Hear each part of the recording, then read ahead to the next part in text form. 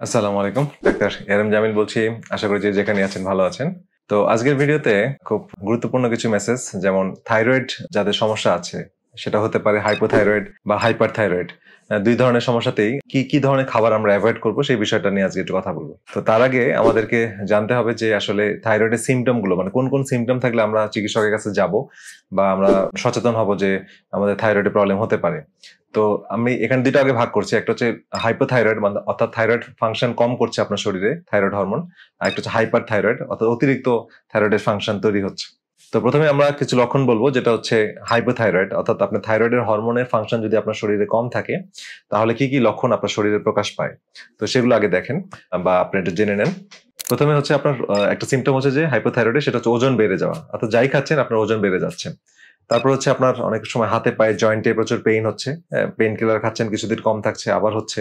হাত পার চামড়াগুলো খসখসে হয়ে যাচ্ছে, চুল পড়ে যাচ্ছে, স্কিন ড্রাই হয়ে যাচ্ছে, স্কিন ফেটে যাচ্ছে, হ্যাঁ? তো ফ্যাকাশে লাগছে। তারপরে রক্তশূন্যতা দেখা দিচ্ছে। তারপরে মানসিকভাবে খুব ডিপ্রেশন, হতাশা, হ্যাঁ? বা কোনো মোটিভেশন পাচ্ছেন না। এই ধরনের সিম্পটম গুলো যদি থাকে সেটা খুব ইম্পোর্টেন্ট। হাতের নখগুলো ভেঙে যাচ্ছে, হ্যাঁ? তো এটাও একটা সিম্পটম থাইরয়েড হরমোনের কমে যাওয়ার। মুখ ফোলা ভাব বা অথবা গলার স্বর ভেঙে যাওয়া, হ্যাঁ? এটা একটা ইম্পোর্টেন্ট সিম্পটম। অন্যদের তুলনায় ঘাম কম হওয়া।